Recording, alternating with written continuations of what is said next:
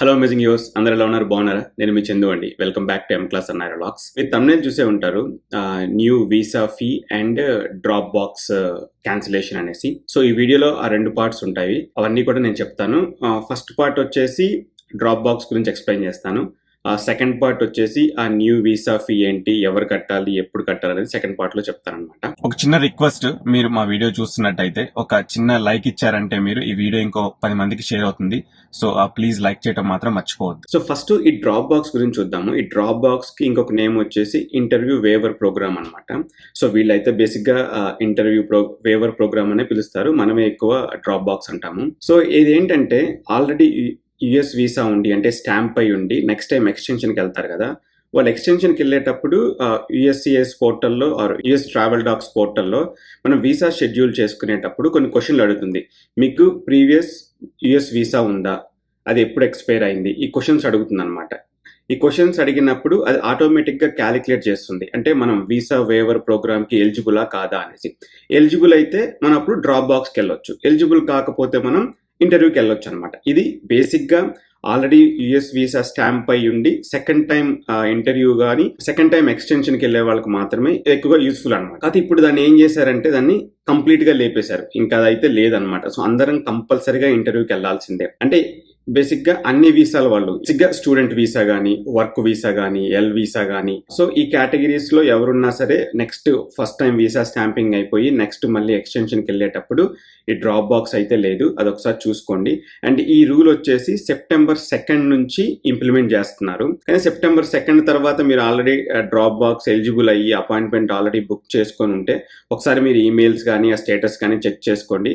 అవి ఏమైనా క్యాన్సిల్ అయి ఉంటే మళ్ళీ మీరు అపాయింట్మెంట్ రీబుక్ చేసుకోవాల్సి ఉంటుంది. అండ్ ఇక్కడ ఇంకొక చేంజ్ వచ్చేసి ప్రీవియస్ గా మనకి బిలో 14 years ఉంటే వాళ్ళు ఇంటర్వ్యూకి వెళ్ళాల్సిన అవసరం లేదు. వాళ్ళ గార్డియన్ కానీ పేరెంట్స్ కానీ ఎవరైతే వెళ్తున్నారో వీసాకి వాళ్ళకి పాస్పోర్ట్ ఇచ్చేస్తే వాళ్ళకి వీసా స్టాంప్ వచ్చేదన్నమాట. కానీ ఇప్పటి నుంచి వాళ్ళు కూడా పేరెంట్స్తో కానీ గార్డియన్తో కానీ ఇంటర్వ్యూకి వెళ్లాల్సిందే, బిలో 14 years కూడా. 79 years అబోవ్ వాళ్ళు ప్రీవియస్ గా వాళ్ళకి వీసా ఇంటర్వ్యూ లేదు. కానీ ఇప్పుడు కొత్తగా వచ్చిన రూల్లో ఏంటంటే ఆ 79 years అబోవ్ ఉన్న వాళ్ళు కూడా వీసా ఇంటర్వ్యూకి వెళ్లాల్సిందే. ఈ రూల్స్ వచ్చేసి యుఎస్సిఐఎస్ వెబ్సైట్ లో July 25th పోస్ట్ చేశారు.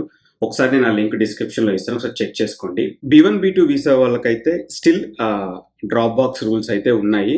సో అవైతే వాళ్ళకైతే మారలేదన్నమాట. Only student visa like F visa కానీ, ఎం వీసా కానీ, జే వీసా కానీ, H1 వీసా కానీ వీటికే ఈ డ్రాప్ బాక్స్ న్యూ రూల్స్ అనేవి అప్లికబుల్ అనమాట. సో ఇప్పుడు ఈ కొత్త రూల్స్ వల్ల మనకు వచ్చే లాస్ ఏంటంటే ఫస్ట్ వచ్చేసి పీస్ ఆఫ్ మైండ్ అదైతే పోతుంది. ఎందుకంటే ఎప్పుడైనా ఇంటర్వ్యూ ఉందంటే ఆ టెన్షన్ వేరు, అదే డ్రాప్ బాక్స్ ఉందంటే ఓకే మనం వెళ్ళి పాస్పోర్ట్ మన డాక్యుమెంట్స్ ఇస్తే సరిపోద్ది కదా అని ఒక కామ్ ఫీలింగ్ ఉంటుంది ఎవరికైనా సరే ట్రిప్ ప్లాన్ చేసుకునే వాళ్ళకి.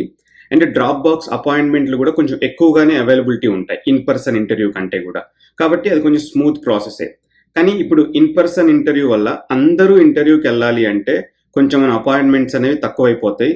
కాబట్టి అదే మెయిన్ ప్రాబ్లం. ఎందుకంటే మన అపాయింట్మెంట్ దొరకకపోతే ట్రిప్ ప్లాన్ చేయలేము, అన్ని పోస్ట్ పోన్ అవుతూ ఉంటాయి.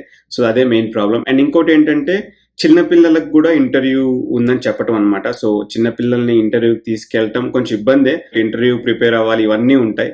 సో అదొకటి కొంచెం కష్టంగానే అనిపిస్తుంది నాకైతే. ఇండియా ట్రిప్ ప్లాన్ చేసుకునే వాళ్ళైతే ఒకసారి అన్ని చూసుకొని ప్లాన్ చేసుకోండి. అపాయింట్మెంట్ మాత్రం సెప్టెంబర్ 2 తర్వాత, మెయిన్లీ ఇది ఎప్పటి నుంచి సెప్టెంబర్ 2 తర్వాత నుంచి అప్లికబుల్ అవుతుంది. కాబట్టి ఈ లోపల ఇంకేదైనా అప్డేట్ వచ్చినా ఇంకేదైనా చేంజెస్ వచ్చినా కానీ నేను మళ్ళీ అప్డేట్ చేస్తాను. ఇందులో సెకండ్ పార్ట్ వచ్చేసి వీసా ఫీ గురించి అనమాట. రీసెంట్ గా మీకు అంటే లాస్ట్ మంత్ లో ట్రంప్ ఒక న్యూ బిల్ తీసుకొచ్చాడు, బిగ్ బ్యూటిఫుల్ బిల్ అనేసి. ఈ వీసా ఫీ అనేది ఆ బ్యూటిఫుల్ బిల్ లో అప్రూవ్ అయిన థింగ్ అనమాట. సో ఏంటంటే ఎవరైతే వీసాకి అప్లై చేస్తారో వాళ్ళ వీసా అప్రూవ్ అయిపోయిన తర్వాత వీసా ఇంటిగ్రిటీ ఫీ అనేసి $250 ఎక్స్ట్రా పే చేయాలి. సో అది వచ్చే కొత్త ఫీజు. అది ఇంకా ఎప్పటి నుంచి చేస్తారు ఏంటనేది ఇంకా అదైతే ఎక్కడ ఏ రూల్స్ అయితే ఇంకా చెప్పలేదు. బట్ రైట్ నౌ అయితే వాళ్ళు రూల్ మేకింగ్ లో ఉన్నారనమాట. సో అది సూన్ గా నాకు తెలిసి అప్డేట్ చేస్తారు, అది ఎప్పుడు పే చేయాలి, ఎలా పే చేయాలి అని.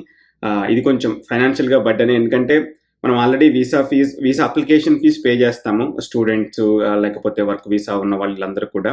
అండ్ ఎప్పుడైతే అప్రూవ్ అవుద్దో అప్రూవ్ అయిన తర్వాత ఎక్స్ట్రా $250. అంటే సపోజ్ ఒక ఫ్యామిలీ ఆఫ్ 4 ఉన్నారనుకోండి, H1, H4 అండ్ కిడ్స్ ఇద్దరు, వాళ్ళు ఉన్నారనుకోండి, వాళ్ళు ఆల్మోస్ట్ ఒక అప్రూవ్ అయిపోయిన తర్వాత ఒక $1000 వరకు పే చేయాల్సి ఉంటుంది వీసా అప్రూవ్ అయిపోయిన తర్వాత. సో అది ఒక కమింగ్ సూన్ అనమాట. అదైతే కొత్త రూల్స్ అయితే వస్తున్నాయి. ఆ రూల్స్ అన్ని వచ్చిన తర్వాత నేను ఇంకో వీడియోలో మీకు అప్డేట్ చేస్తాను అవన్నీ కూడా. అలాగే మీరు వీసా ఇంటర్వ్యూ ఎక్స్పీరియన్సెస్ కానీ లేదంటే మీ పోర్ట్ ఆఫ్ ఎంట్రీ ఎక్స్పీరియన్సెస్ కానీ ఇవన్నీ కూడా ఏమైనా ఉంటే నాకు దాని ద్వారా షేర్ చేయండి. మనం ఇంకొక 10 మందికి షేర్ చేయొచ్చు, హెల్ప్ఫుల్ అవుతుంది. అండ్ మీరు ఇంకెవరైనా మా ఛానల్ కొత్తగా చూస్తున్నట్లయితే please like, share and subscribe to M Class NRI channel. Thank you. See you in the next video. Take care.